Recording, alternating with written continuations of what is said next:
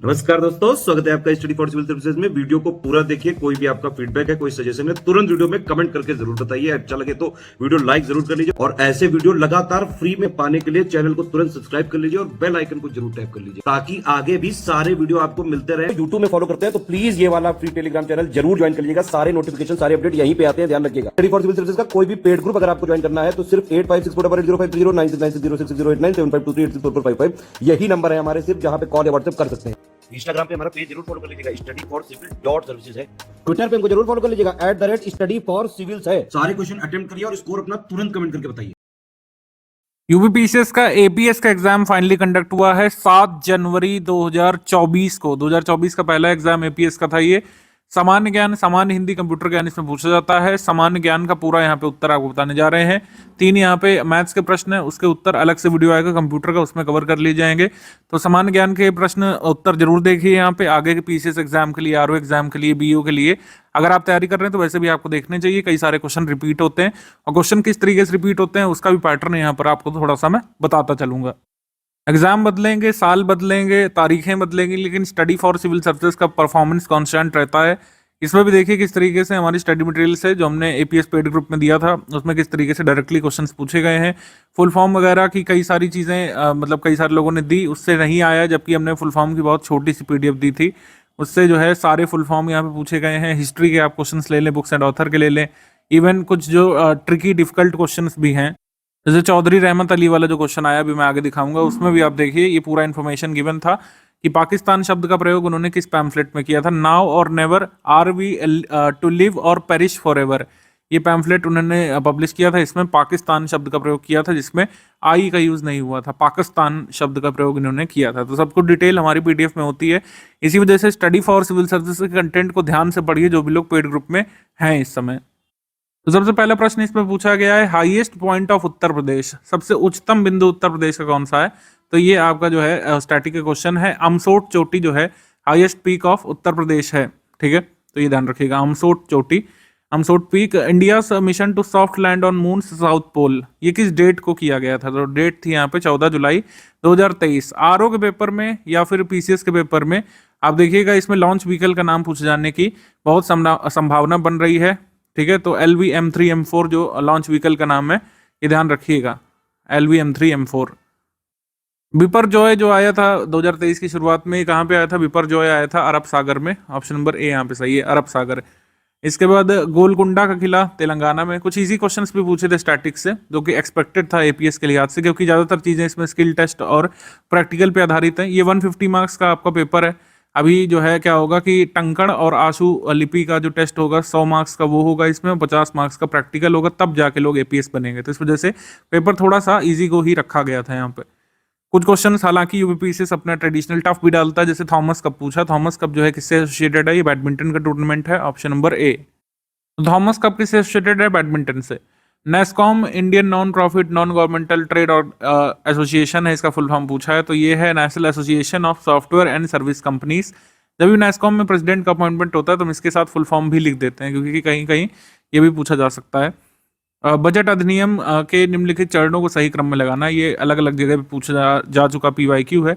तो किस चरण में होता है, अगर आपको ये आखिरी पता होता कि आखिरी स्टेज क्या होती है, आखिरी स्टेज क्या, फाइनेंस बिल, वो बन जाता है सिंपल। ऑप्शन नंबर 3 यहाँ पे सही हो जाएगा, 5, 1, 4, 2, 3।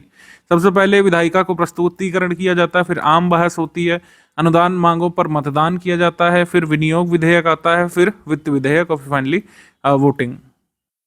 कौन सा आर्टिकल मुकदमेबाजी से संबंधित है, ये आरओ में पूछा था। आरओ मेंस में जो 2021 का आरओ मेंस 2022 में हुआ था, शायद अप्रैल मंथ में, उसमें आया था कि जो है भारत का जो नाम है यूनियन ऑफ इंडिया से मुकदमे किए जाएंगे। तो इस तरीके से कई सारे क्वेश्चन रिपीट होते हैं, एक दूसरे से मिलते जुलते, स्टेटमेंट बस बदल देता है आयोग कि 300 आर्टिकल जो है अब इसमें पूछ लेंगे कि उसमें क्या दिया है, भारत का नाम क्या दिया है, यूनियन ऑफ इंडिया दिया है कि स्टेट्स ऑफ इंडिया दिया है कि भारत संघ दिया है, ऐसा करके पूछ लेते हैं। तो मुकदमेबाजी से संबंधित है आर्टिकल 300। इसके बाद खांडवा का युद्ध कब हुआ था, तो battle of Khandwa took place on 16 मार्च 1527। तो ये डेट्स वगैरह भी कई बार बहुत इंपॉर्टेंट होती हैं हिस्ट्री में, कि भी कोई भी ट्रीटी है उसकी डेट क्या है, ठीक है। कांग्रेस के सेशंस वगैरह में जो इंपॉर्टेंट चीज़ें हुई हैं उसकी डेट क्या है, ठीक है। कोई रिजोल्यूशन आया है बहुत इंपॉर्टेंट हिस्ट्री में, तो उसकी डेट क्या है, तो थोड़ा सा नोट करना पड़ेगा आपको। मनुस्मृति के 3 टीकाकारों के नाम जो है हमने अपने कंटेंट में लिख करके दिया था, उनमें से एक का नाम पूछा है, कुल्लुक भट्ट, ऑप्शन नंबर सी। और 2 अन्य टीकाकार कौन है, उनका नाम आप ध्यान रखिए, क्योंकि इस तरीके से भी आ सकता है। कुल्लुक भट्ट दे दिया, वररुचि दे दिया, और तीसरे टीकाकार, उनमें से बताइए कौन सा है। ओनली 1 2 है, ओनली 2 3 है, ओनली मतलब इस तरीके से। तो ये भी आपको जो है ध्यान रखना है, किस तरीके के किस हद तक क्वेश्चन बन सकते हैं। मृक्ष कटिकम किसने लिखी है, शूद्रक ने। ये पीवाईक्यू है, इसमें कोई ज्यादा कुछ करना नहीं था। बिच्छू बूटी के बारे में पूछा है, तो जो है इसमें वही है कि कौन सा एसिड जो है चुभ जाता है हमको नेटल से, तो वो जो है प्रॉब्लम क्रिएट करता है। तो फॉर्मिक एसिड या फिर मिथेनॉइक एसिड, जो भी आंसर में दिया होता है वो आपका सही हो जाता है। फॉर्मिक एसिड भी सही है, मिथेनॉइक एसिड भी सही है। इसके बाद ये इंडस्ट्री और प्लेस वाला क्वेश्चन जो है, सिंपली आप खेतड़ी से अगर मिला देते, राजस्थान में खेतड़ी में तांबा मिलता है, तो अन्य देखने की जरूरत ही ना पड़ती, ठीक है। लेकिन फिर भी देख लेते हैं, जैसे बी का 3 है, रेडूकूट एल्युमिनियम। फिर इसके बाद सलेम में कॉटन टेक्सटाइल तमिलनाडु में, और सूरत में डायमंड कटिंग, ठीक है, डायमंड पॉलिशिंग या कटिंग। तो ऑप्शन नंबर ए यहाँ पे सही है। ये वाला आसानी से एलिमिनेट किया जा सकता था, खेतड़ी आपको पता हो तो आप कर सकते थे। इसके बाद किस संशोधन से लोकसभा की सीटें बढ़ाई गई थी, तो 31वें संशोधन से। किस संशोधन से एज बढ़ाई गई थी, आपका 21 से 18 कर दी गई थी वोटिंग की। तो ये सब कुछ महत्वपूर्ण संशोधन से आता है। ये ग्रैंड स्लैम किससे संबंधित है आपका, तो ग्रैंड स्लैम टेनिस से संबंधित है। इसमें लॉन टेनिस दे दिया थोड़ा सा कंफ्यूज करने के लिए, तो आंसर को बदलेगा नहीं, आंसर यहाँ पे सही हो जाएगा सी। वैसे कंफ्यूज नहीं, वैसे सही भी दिया। मान लीजिए टेबल टेनिस भी हो सकता है, तो सही किया यहाँ पे, लॉन टेनिस दे दिया है। तो लॉन टेनिस से संबंधित है, आपके 4 ग्रैंड स्लैम होते हैं साल में। इसके बाद ये जो वाला क्वेश्चन है, ये कंप्यूटर वाले सेक्शन में सॉल्व करके बताएंगे आपको दूसरे एजुकेटर। कोणार्क सूर्य मंदिर के बारे में कथनों पर विचार करना है। ब्लैक पगोडा इसको कहते हैं, ये सही है। इसका निर्माण गंग वंश के शासक नरसिंह देव प्रथम ने कराया था, ये सही है। यूनेस्को का एक वैश्विक धरोहर स्थल बना था 1984 में, ये भी सही है। तो आंसर यहाँ पे हो जाएगा 1 2 एंड 3, 1 2 3। ऐतिहासिक मंदिर स्मारक ये सिलेबस में था, तो इसमें कोणार्क पूछा गया इससे। इसके बाद सूचना का अधिकार अधिनियम मुख्यतः किस उद्देश्य की सहायता करता है, तो ऑब्वियस सी बात है, ट्रांसपेरेंट एडमिनिस्ट्रेशन, पारदर्शी प्रशासन ही तो करना है कि आपको जो है कॉपीज दिखाई जानी चाहिए, तो आप आरटीआई डालते हैं आयोग में, ठीक है। तो कोई कानूनी सुधार नहीं, ये संबंधित है पारदर्शी प्रशासन से। इसके बाद ये जो मतलब ऐतिहासिक स्थल है, ये कहाँ पे, तो गड्रोशिया जो है ये बलूचिस्तान में है। अगर आपको पता होता तो आप इसमें एलिमिनेट कर सकते थे, ठीक है।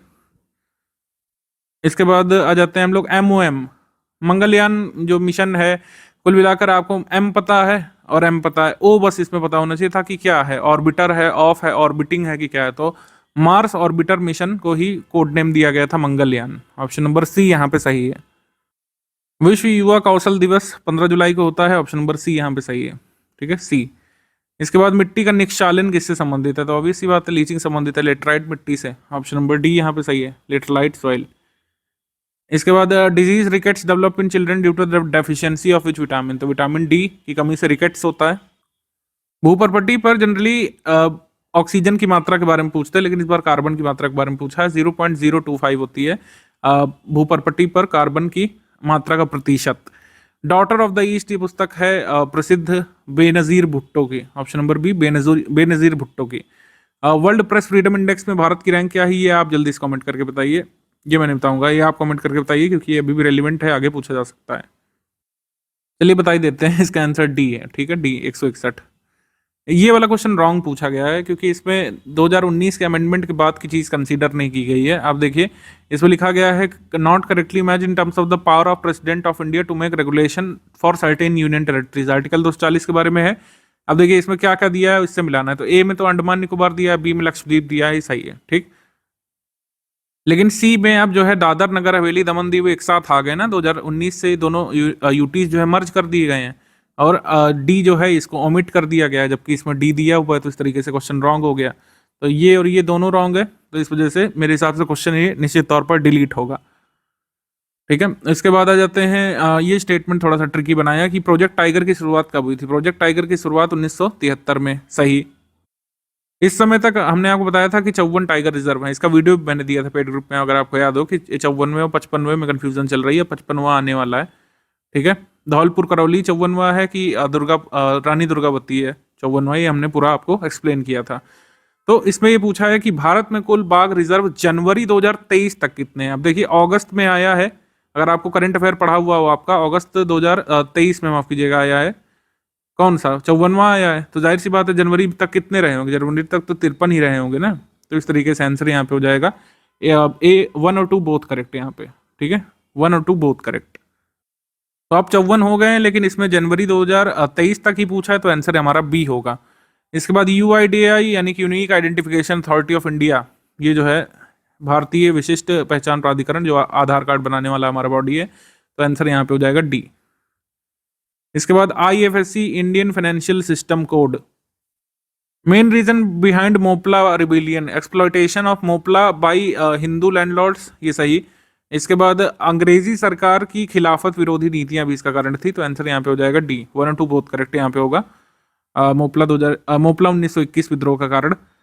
इसके बाद ये बुक्स मिलाना, ये सभी अवार्ड विनिंग बुक्स हैं, ठीक है। अगर आपको लग रहा हो कि ऐसे तो इतने सारे ऑथर हैं, किसकी याद करेंगे, अवार्ड विनिंग कम से कम देखना चाहिए था। तो इसमें अगर आप देखें, जो है ये जो यशपाल की किताब है, ये है तेरी मेरी उसकी बात। और कमलेश्वर की फेमस किताब है कितने पाकिस्तान। तो अगर आपको कितने पाकिस्तान वाला ऑथर भी पता होता, तो इस तरीके से बाकी सारे एलिमिनेट हो गए होते, ठीक है। तुम्हारा आंसर यहाँ पे हो जाएगा बी। आ जाएंगे हम लोग आगे। Which river of India passes through tropic of cancer twice, कर्क रेखा से 2 बार गुजरती है। किस वीटो के तहत प्रेसिडेंट ऑफ इंडिया एक बिल को इन्फिनिट पीरियड तक रख सकते हैं, तो पॉकेट वीटो के तहत, option number D. Pocket veto Bharat के राष्ट्रपति का अनलिमिटेड है, कोई टाइम पीरियड स्पेसिफाई नहीं किया गया है, ठीक है। ये स्पीड टाइम डिस्टेंस का विवाद में बताया जाएगा। इसके बाद ये क्वेश्चन है, constitution of India provides for a federal system, संघीय व्यवस्था प्रदान करता है, सही। लेकिन इसने बहुत मजबूत केंद्र का निर्माण किया, ये भी सही। लेकिन दोनों एक दूसरे के जो है एक्सप्लेनेशन नहीं है, ठीक है। ये तो इसके विपरीत जा रहा है ना। अगर यहाँ पे ये होता कि distribution of powers and states और सेंटर के बीच, तब यहाँ पे हमारा आंसर हो जाता बी वाला। ए और आर दोनों सही, आर ए की सही व्याख्या तब करता जब यहाँ पर आर में लिखा होता कि डिवीजन ऑफ पावर्स या फिर सेपरेशन ऑफ पावर्स हमको सेंटर और स्टेट के बीच में देखने को मिलता है। लेकिन इस पर लिखा गया है कि बहुत मजबूत केंद्र का निर्माण किया गया है, जो कि एक यूनिटरी गवर्नमेंट का फीचर है। तो इस वजह से ए और आर दोनों सही हैं संविधान के लिहाज से, लेकिन आर ए की सही व्याख्या नहीं कर रहा है। स्ट्रेट फ्रॉम द हार्ट, ये किसकी ऑटोबायोग्राफी है, श्री कपिल देव की ऑटोबायोग्राफी है। हमने आपको नोट्स में क्या लिख के दिया था कि सचिन तेंदुलकर की ऑटोबायोग्राफी का नाम क्या है, playing it my way, playing it my way. इसके बाद आ जाएंगे हम लोग कौन सा सही सम्मिलित है, ये भी अपने दिया था, Indira Gandhi tourist with power, ये किसकी किताब है, नयनतारा सहगल की, नयनतारा सहगल की, ये सही सम्मिलित है, बाकी सब गलत सम्मिलित है। इसके बाद आ जाते हैं हम लोग which country one T20 world cup 2007, ये तो इमोशन से जुड़ा हुआ सवाल है, इसके लिए किसी तैयारी की जरूरत नहीं थी। किसी नॉर्मल पर्सन से थोड़ा बहुत क्रिकेट में इंटरेस्ट रखते हैं या नहीं भी रखते हैं, जब हमारा देश वर्ल्ड कप जीतेगा तो हमको याद रहेगा भाई कि हमने सेलिब्रेट किया था। 2007 में पाकिस्तान को हराया था ये, और भी स्पेशल है, फाइनल में पाकिस्तान को हराया गया था, साउथ अफ्रीका में हुआ था ये। फिर ये आपका न्यूमेरिकल बता दी जाएगा अभी। भारत में अकबर का मकबरा कहाँ पे स्थित है, तो सिकंदरा में है, सिकंदरा ऑप्शन नहीं है तो आगरा लगाएंगे बी। इसके बाद फेमा क्या है, फेमा एक्ट है फॉरेन एक्सचेंज मैनेजमेंट एक्ट 1999। इसके बाद ये सवाल जो है मैंने बता रहा था, ये काफी एक अच्छा सवाल बनाया था, पाकिस्तान के नाम का विचार, ध्यान रखिएगा, पाकिस्तान के नाम के विचार के बारे में बात हो रही है। इसका सुझाव सबसे पहले रहमत अली ने दिया था, ये बिल्कुल सही है। इसके बाद देखिए चौधरी रहमत अली ने 1933 में अभी या कभी नहीं, या फिर now or never, are we going to live or perish forever नाम से पैम्फलेट छापा था। अब यहाँ पे लोग कह सकते हैं कि बुक लिखा है, जबकि छापा तो पैम्फलेट था। मेरे हिसाब से आपको इसमें जो है इसको सही मानना पड़ेगा, और यही आंसर की में भी आएगा। ए और आर दोनों सही हैं, और आर ए की सही व्याख्या करता है, ठीक है। ऑप्शन नंबर बी यहाँ पे सही है। राष्ट्रीय हिंदी दिवस हम लोग बनाते हैं 14 सितंबर को, जबकि यहाँ पे क्या दिया हुआ है, 4 दिया हुआ है, तो रॉन्ग हो गया। 351 हिंदी भाषा के विकास हेतु निर्देश से संबंधित है, तो आंसर यहाँ पे बी हो जाएगा। इसके बाद ये है कि सन जब अपने हॉरिजॉन में होता है तो रेडिश दिखता है मॉर्निंग और इवनिंग में, लालिमा का कारण क्या है, तो ये प्रकाश का छितराव, यानी कि आपका डी यहाँ पे सही, स्कैटरिंग। संसद भवन का उद्घाटन किसने किया, इस पे काफी विवाद हुआ था, अगर आपको याद हो, बहुत विवाद हुआ था, कांग्रेस ने विवाद किया था, अपोजिशन पार्टीज ने, सबने, कि प्रधानमंत्री क्यों कर रहे हैं, ये अधिकार राष्ट्रपति का है। लेकिन इसको इनॉग्रेट फाइनली किया था भारत के प्रधानमंत्री ने, ऑप्शन नंबर सी यहाँ पे सही है। फिर ये इसका न्यूमेरिकल आपको बता दिया जाएगा। एशियन गेम में गोल्ड 400 मीटर रेस में जीतने वाली पहली महिला, ये MPPSC 2013 में पूछा जाने वाला क्वेश्चन है वैसे, तो इस तरीके से भी कई बार रिपीट हो जाती हैं चीजें इधर उधर PCS एग्जाम से। कमलजीत संधू। फिर इन्वेंशन और डिस्कवरी से पूरी लिस्ट हम हमारे नोट्स में गिवन है। कॉस्मिक रेज विक्टर हेस से मिलाएंगे और एक्सरे को रोंटजन से मिला देंगे, WC रोंटजन से। ये तो पीसीएस में भी पूछे गए अलग अलग प्रश्न है। तो अगर आप कृत्रिम रेडियो एक्टिविटी और रेडियो एक्टिविटी में कंफ्यूज भी थे तब भी इनमें अगर मिला देते तो कर लेते इसको। आंसर मेरे सेट में हो जाएगा सी इसमें। फिर इसके इंटरनेशनल शूटिंग प्लेयर कौन है? अंजुम मौदगिल है, ऑप्शन नंबर सी यहाँ पे सही है।